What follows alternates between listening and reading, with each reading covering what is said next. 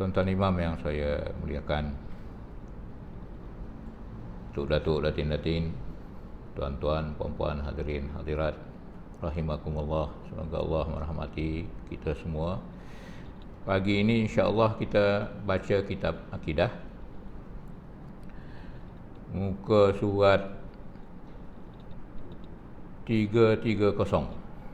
Kita tutup qadai hari itu 8 bulan 3 330. Qala al-mu'allifu rahimahullah wa nafa'ana bi'ulumihi fid dharain. Amin. Firman-firman Allah Ta'ala tersebut, mana nak rujuk ke muka surat sebelumlah, 329. Kita cerita ni cerita membatalkan iman, perkara-perkara yang membatalkan iman kita. Jadi kita ni alhamdulillah dah beriman, dapat hidayah. Cuma kena jagalah. Dia bukan on macam tu je. Dia kalau kurang-kurang cas bateri atau bateri dia kong, maka iman tu boleh tercabut juga. Na'udzubillah. Jadi kita kaji benda-benda macam ni supaya kita perasan ada benda-benda yang kadang-kadang boleh menanggalkan iman kita tu. Na'udzubillah. Kalau kita tak sembahyang tapi beriman, sembahyang tu wajib, okey lagi. Fasik ajalah, berdosa. Tapi ada kadang-kadang perkara yang macam kita baca ni nanti, dia boleh menanggalkan iman. Dia bukan sekadar berdosa, tapi memang keluar daripada Islam, na'udzubillah, yang akibatnya nanti kekal selama-lamanya di neraka. Perkara yang membatalkan iman tu di antaranya adalah mengingkari atau mencerca, menghina rububiyah, pentadbiran Allah Subhanahu wa taala. Jadi kita ada istilah Rabb, dari Rabb tu itulah rububiyah tu.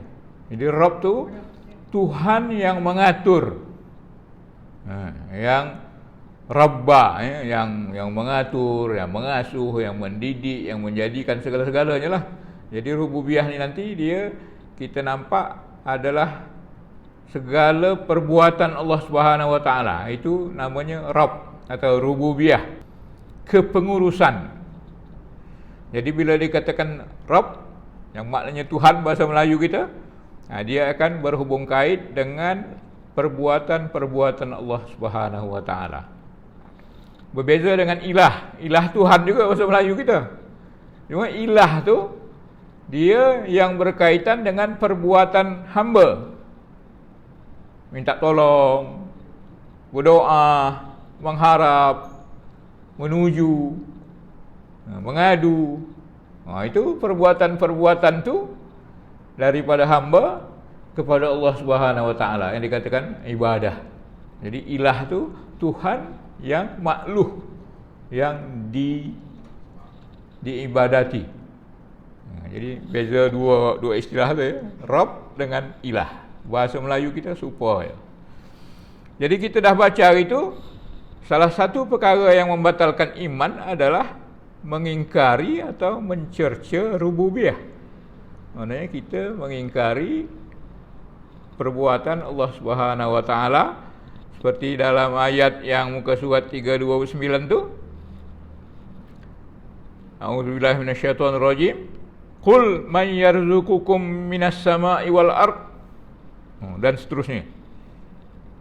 Jadi di situ suruh Nabi Muhammad SAW mengatakan, siapa yang memberi rezeki kamu daripada langit dan bumi? Itu kerja Tuhan, memberi rezeki. Jadi kita tak boleh ingkar itu.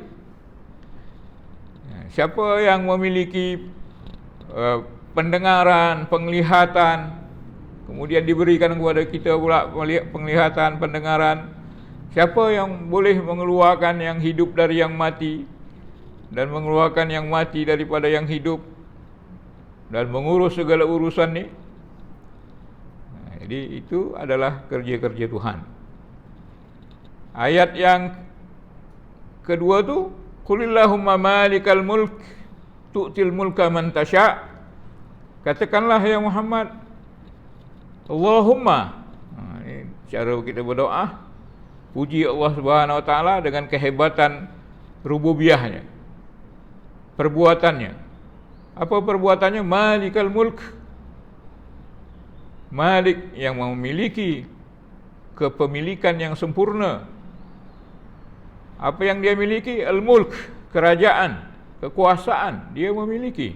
Dia boleh beri sama siapa? Tu'til mulka man tasya'. Dia boleh beri kerajaan itu, kekuasaan itu kepada siapa yang dia kehendaki. Boleh dia tarik daripada siapa yang dia kehendaki, memuliakan siapa yang dia kehendaki, menghinakan siapa yang dia kehendaki. Kerana apa? Kerana di tangannya lah biadikal khair, hanya di tangan engkau lah segala kebaikan. Innaka ala kulli syai'in qadir, dan engkau adalah sungguh maha berkuasa atas segala-galanya. Kemudian muka surat 330, falillahil hamd, maka hanya untuk Allah lah segala pujian. Kerana apa? Dialah Rabbis samawati wa Rabbil ardi. Dialah Rabb yang mencipta, yang mengatur, mentadbir urus samawat, berlapis-lapis langit dan bumi juga. Ini 7 petala bumi, elok diaturnya. Falillahil hamd, maka hanya dialah yang mesti dipuji, sebab dia Rabbil alamin, Tuhan sekalian alam. Alam ni selain daripada zat Allah Subhanahu wa taala adalah namanya alam. Jadi dia yang mengatur semua. Nah, itulah rububiyah Allah taala. Itulah perbuatan-perbuatan Allah Subhanahu wa taala. Maka siapa yang mengingkarinya, dia keluarlah. Dia tak mengakuilah kehebatan Allah Subhanahu wa taala. Jadi telah dikatakan tadi, firman-firman Allah Ta'ala tersebut jelas menunjukkan setiap perkataan atau perbuatan atau iktikad, perkataan kita tak mengakui, atau perbuatan kita sendiri tak mengakui rububiyah Allah Ta'ala tadi, atau iktikad kita, kepercayaan kita, keyakinan kita tidak mempercayai atau mengingkari atau mencerca rububiyah tadi, maka itu membatalkan iman kita. Na'udzubillah.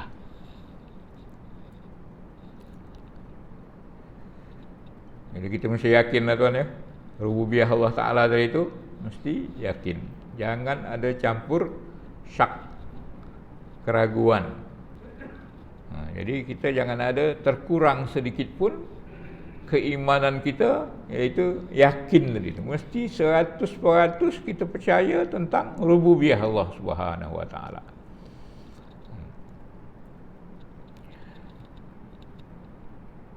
Kemudian tambahnya lagi, dan termasuk juga dalam perkara yang membatalkan iman ialah salah satu daripada perkara-perkara yang berikut ini.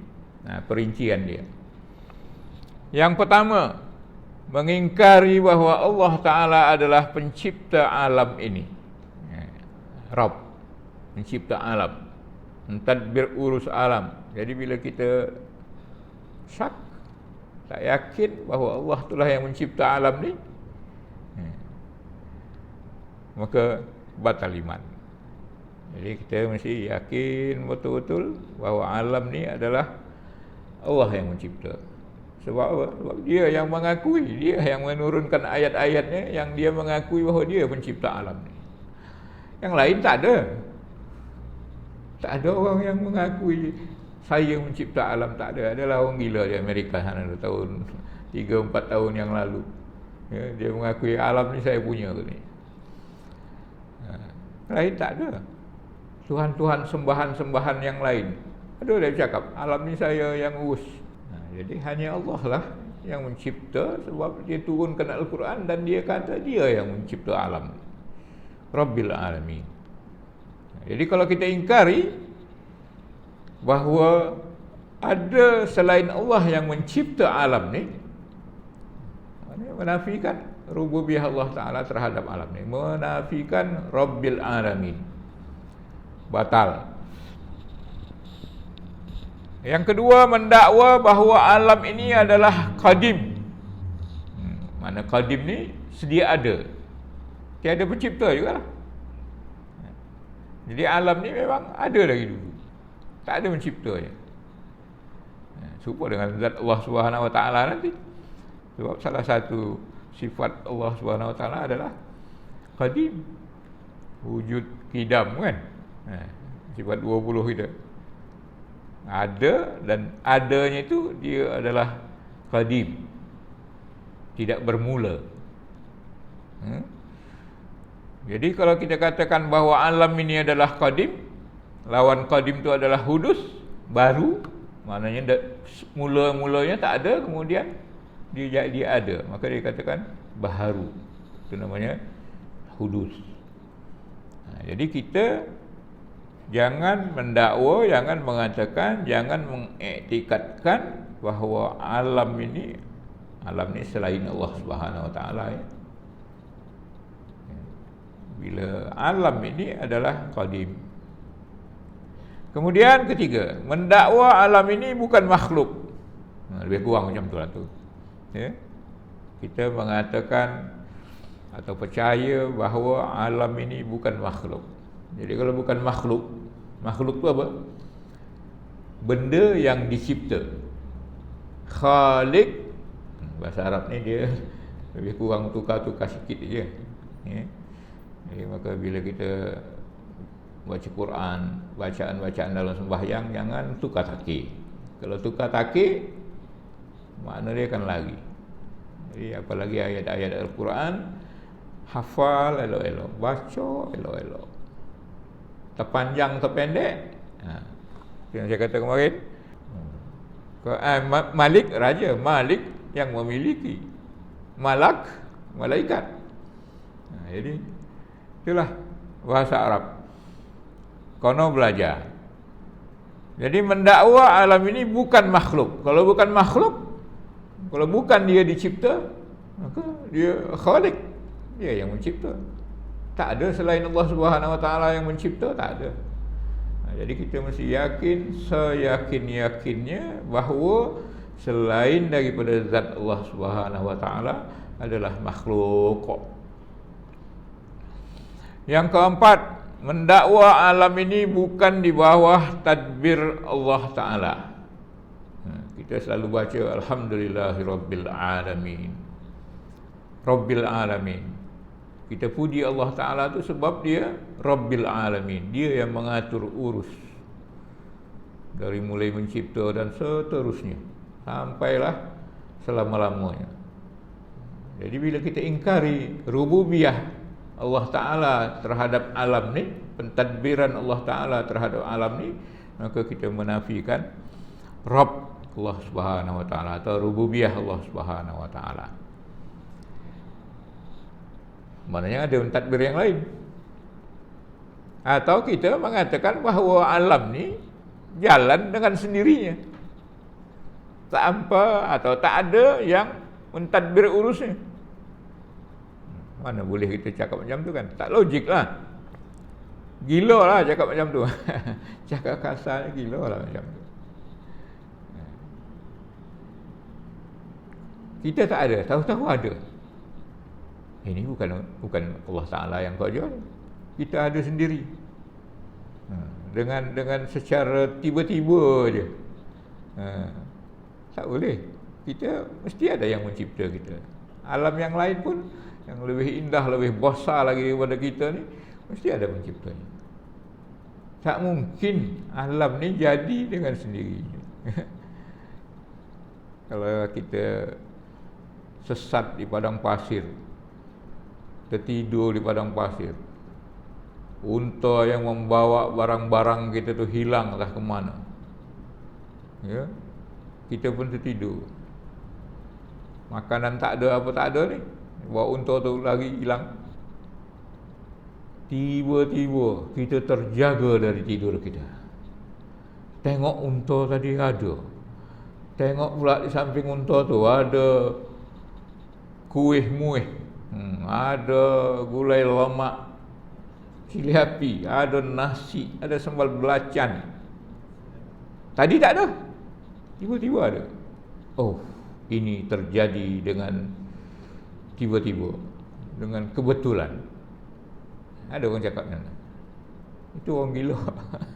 Kalau yang waras dia kata, siapa orang hantar ni, siapa masakkan ni, kan macam tu. Automatik. Otak yang waras akan bercakap, siapa yang hantar, siapa yang masakkan untuk saya. Kita tengok kiri kanan, siapa yang hantar benda ni tadi. Itulah baru orang waras. Jadi bila kita mendakwa alam ini bukan di bawah tadbir Allah Ta'ala, maka kita menafikan kepengurusan, pentadbiran Allah Subhanahu Wa Ta'ala terhadap alam. Jadi bodohlah kita. Kurang-kurangnya bodohlah kalau tidak menggila. Yang kelima, mengingkari bahawa makhluk-makhluk yang ada di alam ini bukan milik Allah Ta'ala. Lebih kurang macam itulah. Makhluk-makhluk di alam ini, alam tadi jugalah. Yang keenam, mendakwa bahawa rezeki makhluk-makhluk ini bukan daripada Allah Ta'ala. Macam ayat yang tadilah. Qul man yarzuqukum. Katakan, siapa yang bagi rezeki kepada kamu? Iyalah, kita usaha. Kita belajar dari kecil jadi pintar jadi engineer, lepas tu kita berusaha dapatlah kerja, kemudian gaji besar, itulah rezeki kita. Kita kan yang menentukan rezeki itu? Tidak juga. Berapa banyak engineer tapi tak dapat rezeki. Berapa banyak umpamanya orang-orang berilmu tapi tak dapat rezeki. Bahkan yang gila pun ada kan. Jadi bukan rezeki itu sebabkan sijil, tapi Allah Ta'ala yang jadikan kita engineer tu pun dari awal lagi Allah Subhanahu Wa Ta'ala. Siapa yang punya otak ni? Otak yang jadikan kita engineer, yang pintar, yang bijak. Siapa yang mencipta otak? Baiklah, otak jadi dengan sendiri. Kemudian siapa yang mencuitkan hati orang besar tu atau tokoh-tokoh besar tu sehingga tercuit hatinya, dia suka sama kita. Dia bawa kita jadi pekerja dia. Semuanya Allah Subhanahu Wa Taala. Macam kita sendirilah. Rezeki kita. Kita berusaha, siapa yang menunjukkan hati orang tu, kalau kita buka kedai, siapa yang tunjukkan hati orang tu nak belanja kedai kita. Padahal kedai lain banyak. Siapa tu? Orang tak dari mana-mana datang. Kalau kedai itu laku, ada kedai apa nama ni? Mulut tu kan. Nanti saya jumpa satu orang dari mana? Dari Melaka. Ada yang satu orang dari Somban. Nak ke mana dia kata? Nak makan kedai mulut. Dari Somban. Saya duduk sampingnya, belum pun dah singgah lagi. Sebab Allah Ta'ala tak sweetkan hati kita tu untuk pergi situ. Yang dari Somban tadi, macam itulah rezeki.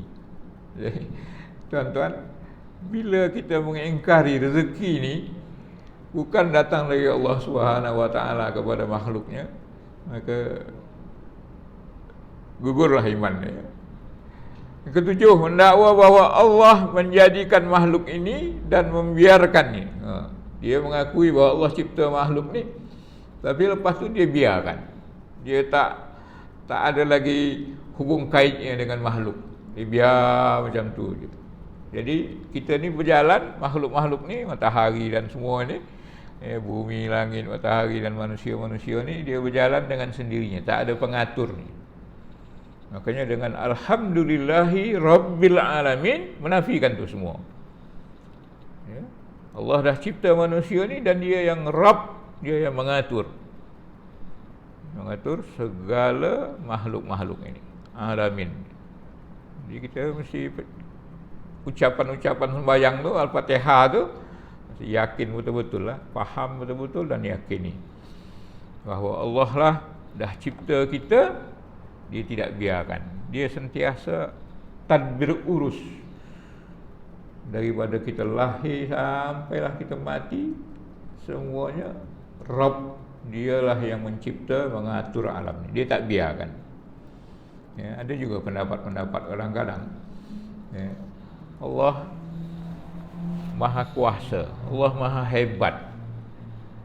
Dia akan kecil, dia akan hina bila dia mentadbir urus semua urusan-urusan makhluk. Dia udahlah menciptakan, hebatlah dah tu. Dia akui pula. Takkan dia juga yang mengatur, mengurus kerja-kerja makhluk yang kecil-kecil. Dia nak tidur ni, bangun dari tidurnya. Takkan itu nak diatur juga. Ada yang macam tu. Dia nak mengagungkan Allah Ta'ala tu, jadi menafikan segala kerja kita, segala perjalanan hidup kita atau yang lain-lainnya diatur oleh Allah Subhanahu Wa Ta'ala. Tidak. Kita Ahlus Sunnah wal Jamaah mengakui bahawa semua yang makhluk ni, apa yang perbuatan makhluk ni adalah diatur oleh Allah Subhanahu Wa Ta'ala, bukan pandai kita sendiri. Itu mesti yakin. Ya. Macam menulis kan, kita ambil lah kerja kocik menulis. Tulisan tak sama, ada yang cantik. Macam kalau kita belajar kaligrafi kan, siapa yang membuat tangan budak tu boleh tulisan tu cantik? Kalau kita sendiri yang mencipta, kita takkan nak tulisan kita tulisan buruk tu. Kita nak cantik juga, tapi tak boleh. Siapa yang mengizinkan tangan kita itu bergerak sehingga tulisan kita tu bila kita tulis jadi mahal, jadi orang kagum. Akhirnya dia boleh bayar tulisan kita tu. Kalau kita yang cipta, semua orang boleh cipta, nak cipta tulisan cantik. Tak boleh. Tapi juga lah kerja-kerja yang lain. Tak semua orang sama. Jadi itulah bahawa kita wajib mengakui semua perjalanan hidup ni dari A sampai Z adalah di bawah tadbir urus Allah Subhanahu Wa Ta'ala. Allah Ta'ala tak biarkan. Itulah kuasa dia. Itulah kuasa dia. Dia boleh mengurus dari segala-gala besar sampai segala-gala yang kecil. Kalau kita kan tak boleh kan. Kalau bos syarikat, dia mengatur yang besar-besar. Yang kecil-kecil tak pandai dia mengatur tu dah. Bukan bagian dia tu dah. Allah Ta'ala tidak. Dari yang sebesar-besar dia sampai yang sehalus-halus, dia yang mengatur. Kuasa dia. Itulah Tuhan. Itulah yang kita sembah. Kan heran kita bila ada yang mengakui menyembah selain Allah Ta'ala. Tak usahkan mencipta, buka mata pun tak boleh. Allahu Akbar. Jadi tuan-tuan, selalulah kita zikir Allahu Akbar, Allahu Akbar. Allah Maha Hebat, Maha Besar. Ya. Yang ke-8, mendakwa bahawa Allah tidak menjaga makhluk di alam ini dan tidak mentadbir urus mereka. Serupalah dengan yang tadi. Jadi itulah, ulang-ulanglah itu beberapa poin tu yang boleh mengeluarkan kita daripada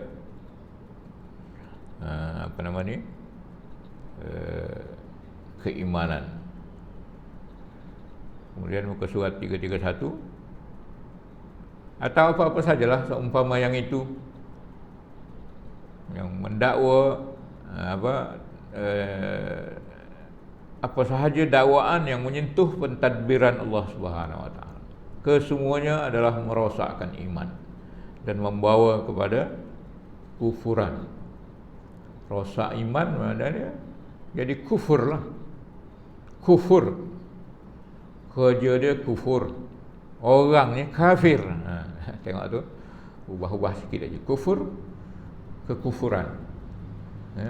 Kafir, jadi orang kafir. Na'udzubillah. Bila dah kafir, yang awalnya dia beriman, kemudian dia jadi kafir, maka orang tu namanya murtad. Ya. Murtad tu kembali kepada kekufuran. Begitu juga termasuk dalam perkara yang membatalkan iman ialah seorang yang mendakwa, yang mengatakan bahawa dirinya berkuasa melakukan sesuatu perbuatan mengikut kehendak dan tadbirnya sendiri. David ada lah, dia boleh buat sendiri tanpa ada pertolongan Allah Subhanahu Wa Taala. Dia boleh menghidupkan, boleh mematikan, boleh beri rezeki kepada orang.